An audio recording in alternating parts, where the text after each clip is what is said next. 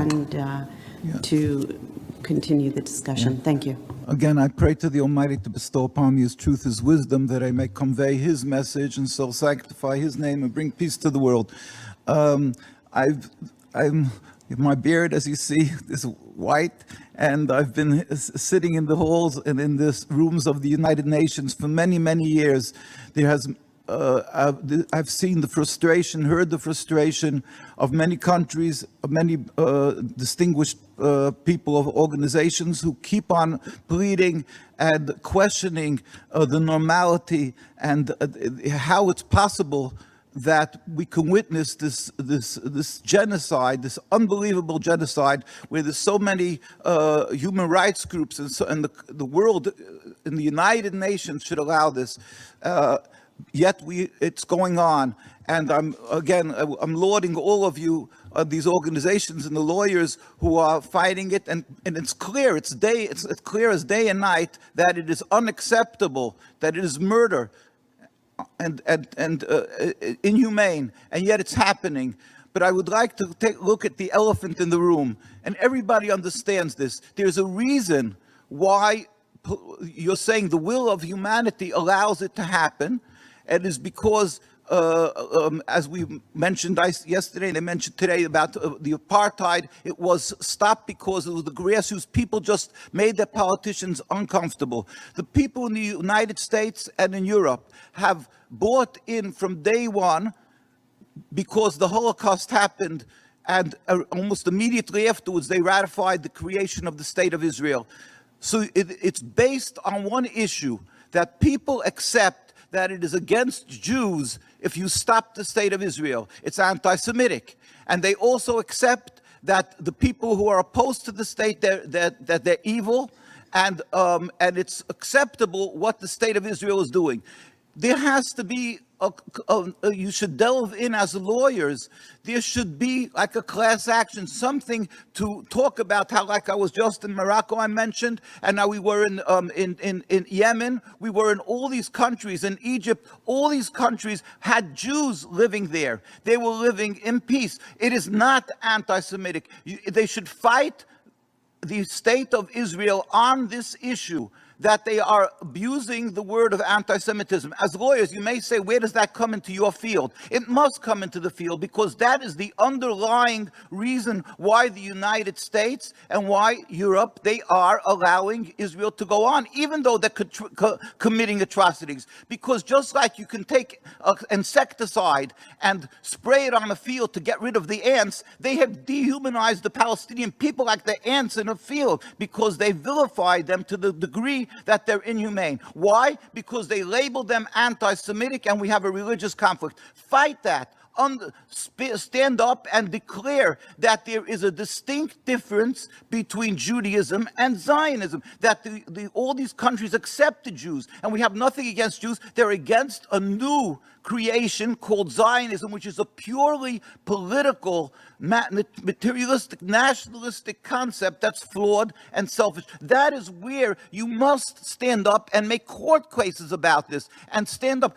If you'll just think for 1 second, just bear with me 1 more minute, you have in the the United Nations, when they created a State of Israel, please explain to me how they could create a state where they're looking for a peaceful coexistence in a land, and they declared under the name of a certain religion, meaning that the people who are of the different religions, who are of the other religions, they'll automatically be psychologically second-class citizens. How did they create the United Nations was created to make peace? Why did they give it a name, a Jewish state? But they did it because it was right after the Holocaust, where everybody had guilt of being, they were silenced by the Holocaust. But now the world realizes they were duped. It's not Judaism. Judaism is to serve God and not to occupy, and it's forbidden to occupy. And that the rabbinical authorities around the world, Sephardic and Ashkenazic, the very religious, demand that it was unacceptable to use the name Judaism for this nationalist, flawed, and illegal and against God occupation of land. It's illegal. It's not our religion. It has to be readdressed. It has to be changed. It's not a state of Israel. It's a state of a selfish occupation that is not Semitic and that's against, and the people opposing him anti-Semitic. You have to fight this legal concept of anti-Semitism. You were talking about in the United States that the students are getting all thrown out. Why? Because they're declaring them anti-Semitic. The president declares that the senators who are supporting this became Palestinians.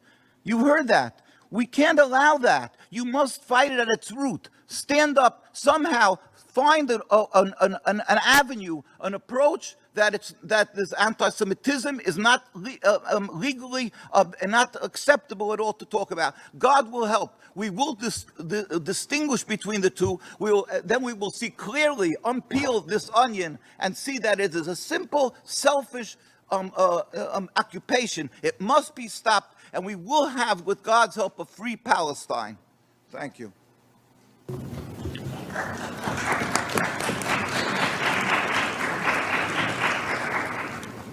Thank you, Rabbi, for your contribution and your strong appeal for an end to the weaponization of anti-Semitism. I wish to give the floor back to our panelists to respond. Diala, please. Thank you. I'll be brief, but the gentleman with the white beard, I appreciate your comments truly, and you know, on the anti-Semitism point, it is so transparently a bad faith accusation.